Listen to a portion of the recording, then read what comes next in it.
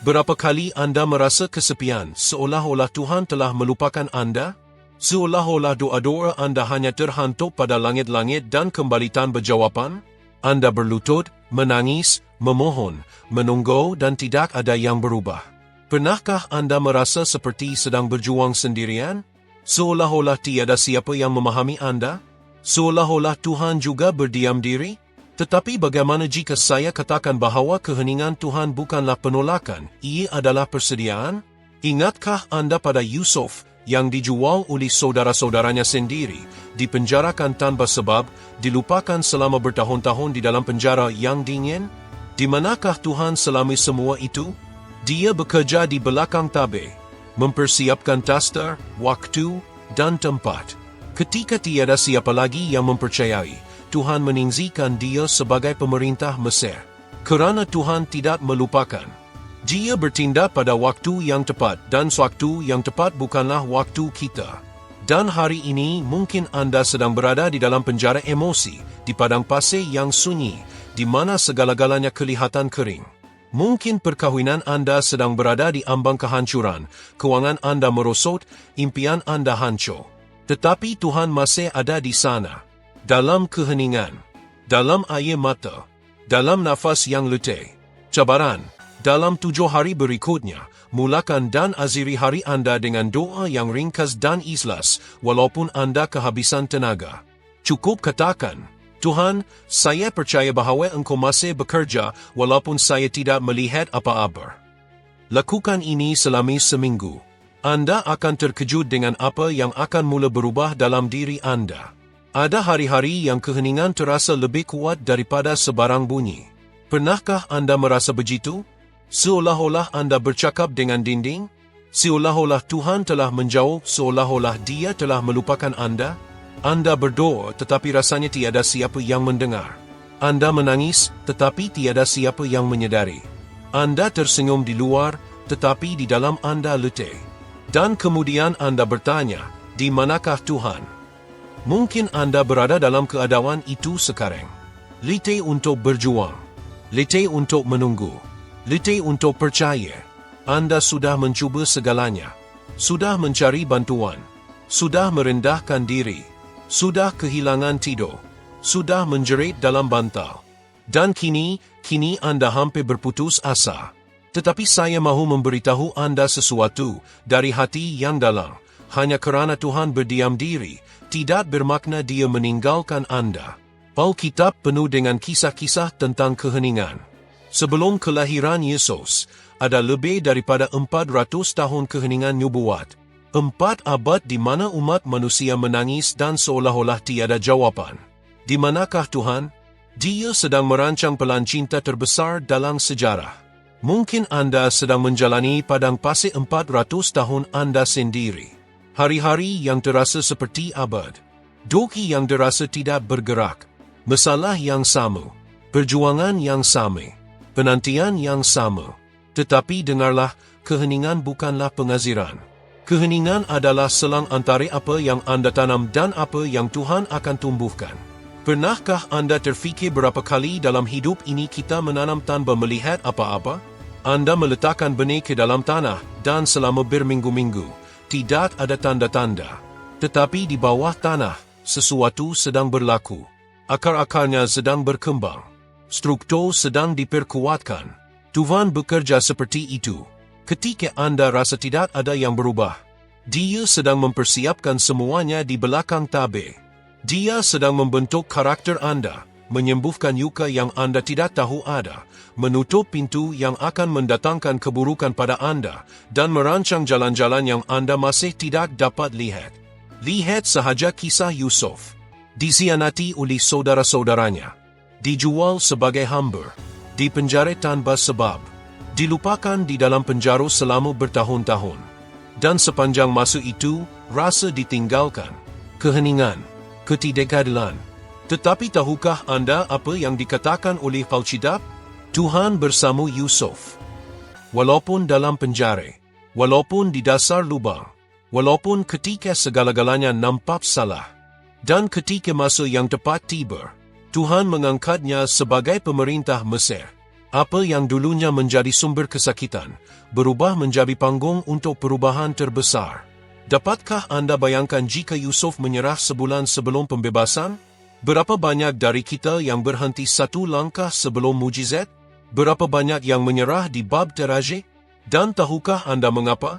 Karena keletihan itu nyata. Karena rasa sakit itu nyata. Karena penantian itu melelahkan. Dan tidak ada yang mengajarkan Anda bagaimana mengatasi janji yang membutuhkan waktu. Tapi izinkan saya mengingatkan Anda, Tuhan tidak terlambat. Dia sedang mempersiapkan Anda. Terkadang, Anda meminta untuk dipromosikan, tetapi Anda belum memiliki struktur untuk memikul beban tanggung jawab. Terkadang, Anda meminta hubungan yang diberkati, tetapi Anda masih menyembuhkan luka-luka yang bisa merusak hubungan itu. Terkadang, Anda meminta kemakmuran, tetapi Anda belum belajar bagaimana mengelola apa yang sudah Anda miliki. Tuhan sangat mencintai Anda, sehingga Dia lebih memilih untuk menunda berkat daripada memberikannya terlalu cepat dan melihat semuanya hancur. Ini bukan kekejaman. Ini adalah perhatian. Ini seperti seorang ayah yang berkata bukan sekarang kepada anaknya bukan karena ingin melihatnya menderita, tetapi karena tahu bahwa sekarang bisa menyakiti. Dan saya tahu sulit menunggu ketika hati sedang putus asa. Mungkin Anda melihat di sekitar Anda orang-orang diberkati, sementara Anda tetap di tempat yang sama. Pernahkah Anda bertanya-tanya, mengapa sepertinya semuanya berjalan lancar bagi orang lain, kecuali saya? Tetapi yang tidak Anda ketahui adalah bahwa waktu setiap orang itu berbeda. Apa yang datang cepat, pergi cepat. Tetapi apa yang ditanam dengan iman, disiram dengan air mata, dan ditempa dalam kesunyian, tetap ada. Jika hari ini Anda merasa sendirian, bahwa tidak ada yang mengerti Anda, bahwa tidak ada yang mendengarkan Anda, ingatlah ini, Tuhan lebih dekat dari sebelumnya. Dia melihat apa yang tidak dilihat orang lain. Dia mendengar apa yang Anda bahkan tidak bisa ungkapkan. Dan Dia sudah mempersiapkan jawabannya. Jangan menyerah sebelum jawaban itu datang. Tahukah Anda apa yang terjadi ketika Anda terus berjalan meskipun tidak melihat? Anda menunjukkan kepada Tuhan bahwa Anda percaya kepadanya, bukan pada keadaan. Dan iman ini mengubah segalanya. Tantangan untuk Anda, selama 7 hari ke depan, meskipun Anda merasa lelah, berdoalah. Tidak perlu doa yang panjang. Cukup katakan, Tuhan, saya percaya bahwa Engkau masih bekerja. Bahkan dalam kesunyian, saya percaya. Tolong bantu saya untuk terus berjalan. Katakan ini saat bangun tidur. Dan katakan ini sebelum tidur. Dan jika memungkinkan, tulis di selembar kertas dan tempelkan di cermin kamar mandi, di kioskus, di setir mobil, di mana saja yang akan mengingatkan Anda. Lakukan ini selama 7 hari. Dan perhatikan apa yang berubah tidak hanya di sekitar Anda, tetapi di dalam diri Anda. Karena terkadang, mujizat terbesar bukanlah jawaban yang datang, tetapi kekuatan yang Anda temukan untuk terus berjalan. Tidak, Anda tidak akan menyerah. Tidak hari ini. Tidak setelah pesan ini. Karena kesunyian Tuhan bukanlah akhir dari cerita. Itu hanya persiapan untuk bagian yang paling indah dari cerita tersebut. Ada sawat-sawat dalam hidup ketika segalanya hancur. Ketika rasa malu tampak lebih besar daripada harapan. Ketika Anda melihat diri Anda di cermin dan hampir tidak mengenali diri sendiri. Karena apa yang mendefinisikan Anda sekarang bukanlah impian yang Anda miliki, tetapi kesalahan yang telah Anda buat. Dan datanglah pemikiran yang menyesakan, apakah masih ada harapan bagi saya? Sulit untuk menghadapi beban dari keputusan yang salah. Mungkin Anda telah menyakiti seseorang yang Anda cintai. Mungkin Anda telah membuat pilihan yang membawa Anda ke tempat yang penuh rasa sakit, penyesalan. Mungkin Anda telah terlibat dalam sesuatu yang sekarang menghancurkan Anda di dalam, tetapi saat itu terasa seperti satu-satunya jalan keluar. Anda menyalahkan diri sendiri. Anda menghakimi diri sendiri. Anda menyembunyikan diri. Saya ingin memberitahu Anda satu kebenaran yang mungkin tiada siapa yang berani mengingatkan Anda. Kegagalan Anda tidak menentukan siapa Anda sebenarnya. Alkitab dengan jelas menunjukkan ini kepada kita. Petrus, salah seorang murid terdekat Yesus, yang berjalan di atas air, yang melihat mukjizat, yang berjanji akan setia sehingga mati, telah menyangkal Yesus 3 kali. 3 kali. Dan bukan kerana dia membenci Yesus, tetapi kerana dia takut. Kerana dia goyah.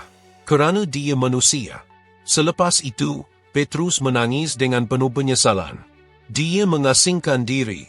Dia terbenam dalam rasa bersalah. Bayangkan apa yang sedang difikirkannya? Saya telah mengkhianati orang yang mempercayai saya, bagaimana saya boleh memaafkan diri saya? Mungkin Anda sedang melalui kitaran yang sama. Mungkin Anda bertanya, bagaimana saya boleh melihat diri saya sendiri selepas apa yang saya lakukan? Tetapi lihat apa yang Yesus lakukan kepada Petrus selepas kebangkitannya. Dia tidak memarahi Petrus, tidak menghinanya, tidak menjahija. Yesus memujikan Petrus dengan kasih, dengan soalan-soalan yang menyembuhkan, bukan yang menyakitkan. Dan Petrus yang sama yang telah menyangkal Yesus, adalah yang pertama bangkit di hadapan ribuan orang dan berkhotbah dengan berani. Dan pada hari itu, lebih daripada 3,000 orang diselamatkan. Adakah Anda faham apa maksudnya? Kegagalan Anda hari ini boleh menjadi kesaksian yang akan mengubah hidup orang lain esok. Tetapi untuk itu terjadi, Anda perlu membuat pilihan. Adakah Anda akan terus berada di bawah atau bangkit? Kerana jatuh itu sakit. Tetapi terus terbaring di bawah akan membunuh Anda dari dalam. Rasa malu akan melumpuhkan Anda. Ketakutan akan membisu Anda. Rasa bersalah akan menjauhkan Anda. Dan itu yang diinginkan musuh, supaya Anda bersembunyi. Supaya Anda percaya bahawa segalanya sudah berakhir. Supaya Anda menerima bahawa tidak ada jalan kembali. Tetapi Tuhan berkata sebaliknya.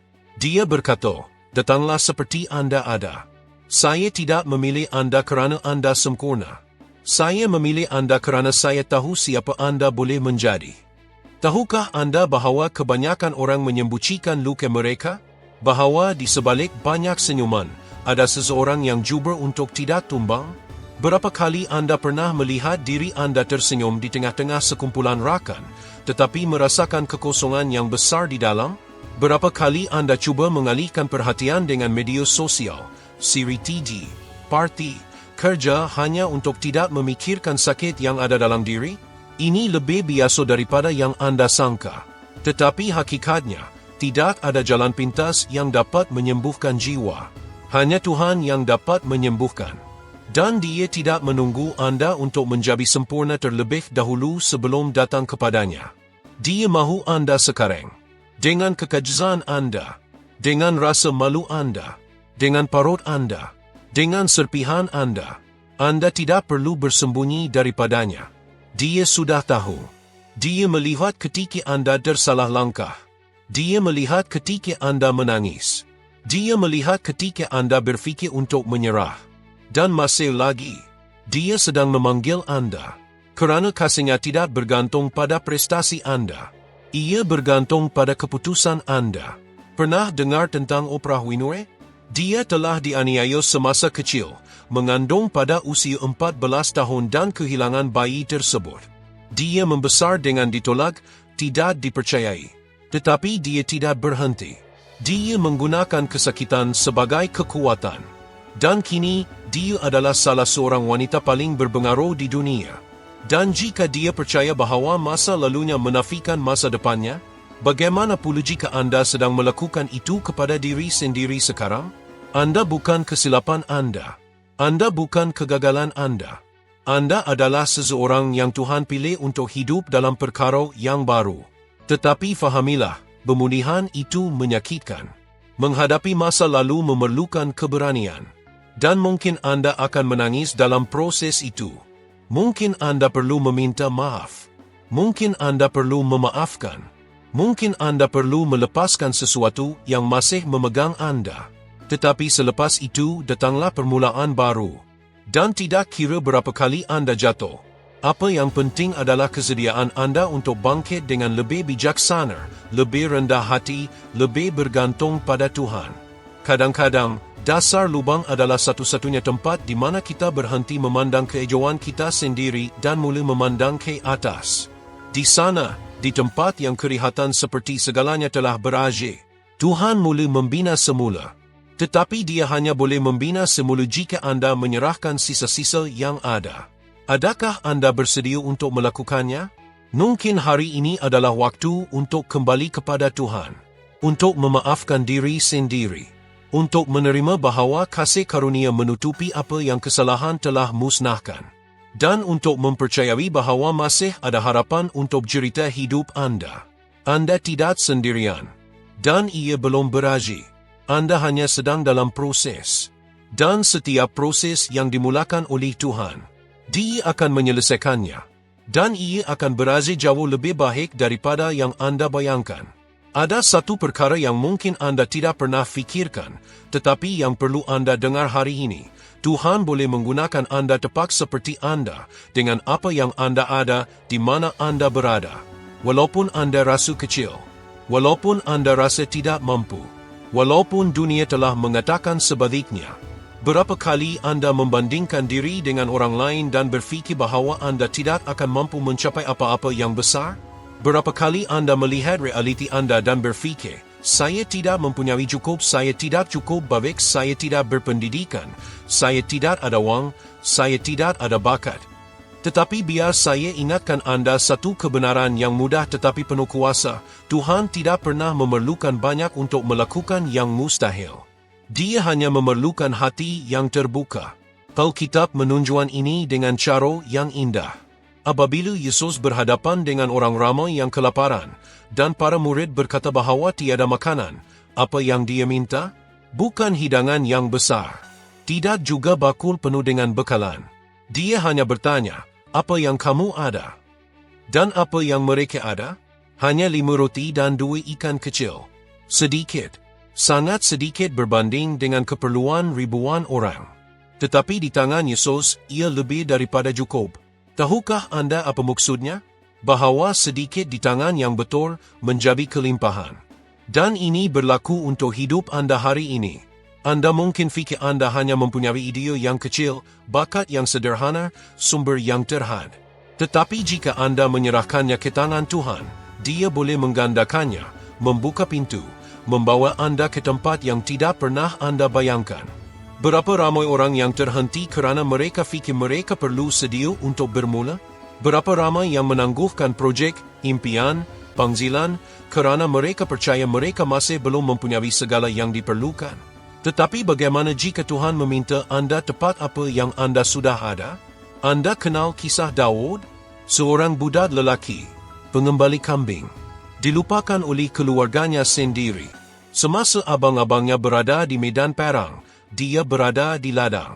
Dan di sana, dalam keadaan yang tidak dikenali, dia belajar bermain kecapi, menghadapi singa dan mempercayai Tuhan. Jadi, apabila gergasi Goliat muncul, semua tentera bersenjatakan, terlatih dengan perisai dan pedang. Daud hanya mempunyai tali busur dan 5 batu, tetapi dia mempunyai iman. Dan itu cukup untuk menjatuhkan halangan terbesar bagi umatnya. Pernahkah anda terfikir bahawa mungkin Tuhan membenarkan anda diletakkan di sisi, dilupakan, diabaikan kerana Dia sedang mempersiapkan anda secara rahsia? Proses dalam kesederhanaan, dalam keterbatasan, di tempat yang tidak dikenali adalah tempat di mana Tuhan membentuk alat-alat yang paling berkuasa. Di sana, di pekerjaan yang tidak dihargai, dalam rutinitas yang memenatkan, dalam pertempuran yang anda hadapi seorang diri, Tuhan sedang melatih anda. Anda mungkin fikir tiada siapa yang melihat usaha anda.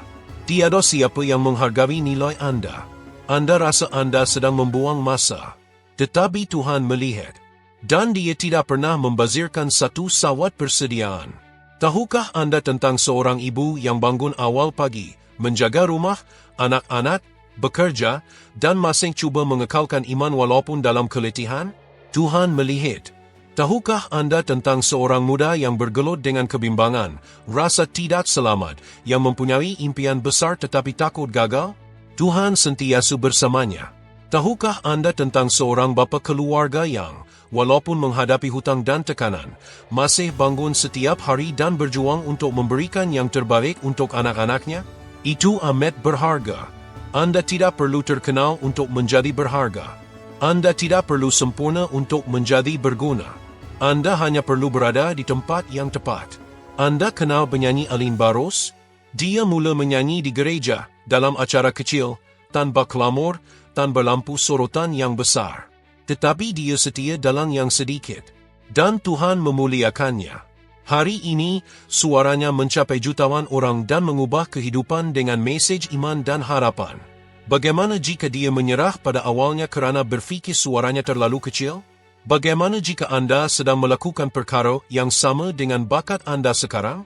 Mungkin Anda melukis, menulis, bermain alat muzik, bercakap dengan baik, pandai menjaga orang, mempunyai bakat mengajar, atau hanya tahu mendengar tetapi Anda tidak pernah menghargai apa yang Anda miliki. Kerana dunia telah membuatkan Anda percaya bahawa Anda hanya penting apabila Anda mempunyai nombor, pengikut, ijazah, atau kemasyhuran. Tetapi syurga tidak terkesan dengan itu. Tuhan mencari hati, bukan profil. Anda ingin melihat perubahan? Mulakan dengan menggunakan apa yang Anda ada, walaupun kelihatan sedikit. Mulakan dari mana Anda berada. Dengan orang di sekeliling Anda. Kadang-kadang, senyuman Anda boleh menjadi penyembuhan bagi seseorang. Kadang-kadang, kisah Anda boleh menjadi kunci untuk membebaskan hati orang lain. Kadang-kadang, sikap sederhana Anda boleh menjadi jambatan kepada mukjizat orang lain. Cabaran untuk Anda. Ambil sesuatu yang Anda miliki, bakat, masa, perhatian dan gunakannya dalam 3 hari berikutnya untuk memberkati seseorang di sekitar Anda. Boleh jadi mesej sokongan, doa, atau bantuan praktikal. Lakukan ini seolah-olah Anda menyerahkan roti dan ikan Anda ke tangan Yesus dan perhatikan bagaimana Dia menggandakannya. Anda akan menyadari bahawa ia tidak pernah tentang kuantiti, ia selalu tentang penyerahan. Jadi berhentilah bersembunyi. Berhentilah merendahkan diri. Berhentilah menunggu masa yang tepat. Masa itu adalah sekarang. Apa yang Anda miliki sudah cukup. Dan Tuhan ingin menggunakannya untuk melakukan sesuatu yang jauh lebih besar daripada apa yang Anda bayangkan. Anda hanya perlu percaya dan mengambil langkah pertama. Ada masa di mana kesakitan begitu dalam sehingga kata-kata hilang. Di mana jiwa menjerit, tetapi suara tidak keluar. Dan segala sesuatu di dalam diri Anda hanya mahu melarikan diri. Berlari. Hilang. Berapa kali Anda pernah fikir bahawa Anda sudah tidak mampu lagi? Berapa kali Anda berbaring malam dengan harapan bahawa esok tidak akan datang? Jika Anda pernah merasakan itu, ketahuilah bahawa Anda tidak sendirian. Kesakitan yang sunyi ini, kekosongan di dada ini, perasaan bahawa segala-galanya terlalu berat ini lebih biasa daripada yang disangka. Tetapi tiada siapa yang bercakap mengenainya. Orang ramai menjembucikannya. Tetapi di dalam, mereka merintih mencari kelegaan, mencari tanda, mencari alasan untuk teruskan. Dan mungkin ini adalah masa Anda sekarang. Mungkin Anda mendengar ini ketika Anda berada di penghujung, memegang serpihan hati Anda, cuba mencari sedikit cahaya di tengah kegelapan. Jadi dengarlah dengan teliti, kesakitan Anda bukanlah penghujung cerita Anda. Apa yang Anda alami sekarang, walaupun kelihatan sukar, mungkin adalah bahagian di mana Tuhan sedang mempersiapkan Anda untuk sesuatu yang lebih besar. Mungkin sukar untuk dipercayai, tetapi ia benar, ada tujuan dalam kesakitan Anda. Yesus, Anak Tuhan sendiri, mengalami kesakitan yang paling mendalam yang boleh dialami oleh manusia. Di Taman Getsemani, Dia tahu apa yang akan datang. Dia tahu tentang salib, tentang penghinaan, tentang pengabaian, dan apa yang Dia lakukan. Dia sujud dan berkata, "Bapa, jika boleh, jauhkanlah cawan ini daripada aku. Tetapi biarlah kehendak-Mu, bukan kehendak aku." Bolehkah Anda merasakan beban doa ini? Yesus, Sang Penyelamat, pernah berdoa dengan penuh pergolakan sehingga peluhnya menjadi seperti titisan darah. Dia tidak menutup mata terhadap penderitaan. Dia merasakannya, dia menghadapinya. Namun begitu, dia tetap maju ke hadapan. Sebab Dia sedar ada sesuatu yang lebih besar menanti, keselamatan kita. Dan seperti itu juga, Anda kini memikul sesuatu yang boleh membawa kehidupan kepada orang lain. Kesakitan Anda boleh menjadi kisah inspirasi. Perjuangan Anda boleh menjadi jalan penyembuhan. Lembah gelap Anda boleh menjadi jambatan kepada mereka yang datang selepas Anda. Tetapi untuk itu berlaku, Anda perlu memilih yang paling sukar. Jangan berputus asa. Memang lebih mudah untuk berhenti. Lebih mudah untuk menyerah kepada kekecewaan. Lebih mudah untuk bersembunyi. Tetapi apa yang datang dengan mudah, akan pergi dengan cepat. Apa yang kekal, apa yang mempunyai tujuan, apa yang dipenuhi dengan sentuhan Tuhan, semua itu mempunyai harga. Ia menyakitkan, tetapi ia berbaloi. Mungkin tiada siapa yang tahu apa yang Anda tanggung. Mungkin Anda adalah tiang utama keluarga. Orang yang semua sangka kuat, tetapi sebenarnya berkejaya di dalam. Atau mungkin Anda kehilangan seseorang yang Anda cintai. Mungkin Anda berhadapan dengan penyakit, dengan krisis keuangan, dengan hati yang terluka. Mungkin yang Anda mahukan hanyalah peluang untuk bermula semula. Tuhan sedang memberikan Anda peluang itu sekarang. Pernahkah Anda mendengar tentang Nick Vujicic? Dia dilahirkan tanpa tangan dan kaki. Pada usia 10 tahun, dia cuba untuk membunuh diri. Dia menjadi mangsa ejekan. Dia merasa ditolak. Bayangkan tahap kesakitan itu. Tetapi apabila dia memutuskan untuk menyerahkan hidupnya kepada Tuhan, semuanya berubah. Kini, dia mengelilingi dunia sambil berkata, tiada tangan, tiada kaki, tiada had. Ribuan orang telah meninggalkan niat untuk bunuh diri kerana kisahnya. Apa yang ini menunjukkan kepada Anda? Bahawa tidak kira betapa gelapnya terowong itu, cahaya akan kembali. Tetapi ia tidak datang dari luar. Ia bermula dari dalam. Dari iman Anda. Dari keputusan Anda untuk terus maju walaupun tanpa kekuatan. Anda tidak perlu melihat keseluruhan jalan. Cukup hanya untuk melangkah ke depan. Dan jika apa yang Anda boleh lakukan hari ini hanyalah untuk tidak berputus asa, itu sudah menjadi kemenangan. Itu sudah menjadi iman. Itu sudah menjadi ketabahan. Mungkin Anda akan berkata, saya tidak melihat jalan keluar. Saya sudah mencuba segalanya. Jadi sekarang cuba satu perkara, serahkan. Serahkan kawalan. Serahkan ketakutan. Serahkan kesakitan. Serahkan segala persoalan. Bersujudlah atau jika Anda tidak mampu, cukup sekadar pejamkan mata dan katakan, Tuhan, saya tidak tahu apa yang harus dilakukan lagi. Tetapi saya menyerahkan semuanya ke dalam tangan-Mu. Tolong saya, pegang saya, tunjukkan kepada saya bahawa masih ada harapan. Dan tahukah Anda apa yang akan berlaku? Mungkin tidak akan ada keajaiban serta-merta. Mungkin tiada perubahan yang kelihatan. Tetapi dalam diri Anda, sesuatu akan mula muncul. Sebuah kekuatan. Sebuah kedamaian. Sebuah api kecil. Kerana di mana kehadiran Tuhan masuk, penderitaan kehilangan cengkamannya. Di mana dia mencentuh, kehidupan kembali mekar. Anda tidak diciptakan secara kebetulan.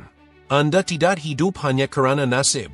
Anda berada di sini kerana masih ada sesuatu yang indah, sesuatu yang penuh kuasa, sesuatu yang abadi untuk Anda jalani. Jangan menyerah sekarang. Syurga sedang memperjuangkan Anda. Jika mesej ini sampai kepada Anda, itu kerana Tuhan telah mendengar Anda. Dia tahu di mana Anda berada. Dia mengenali tangisan Anda. Dan dia sedang berkata, anakku, anak perempuanku, masih ada janji. Masih ada kehidupan. Masih ada tujuan. Adakah Anda mempercayainya? Maka tarik nafas panjang. Menangislah jika perlu. Tetapi jangan berputus asa. Kesakitan ini akan berlalu. Dan apa yang Tuhan sediakan untuk Anda di seberang sana akan berbaloi dengan setiap langkah yang Anda ambil untuk terus maju. Anda lebih kuat daripada yang Anda sangka. Dan dengan Tuhan di sisi Anda pasti akan menang.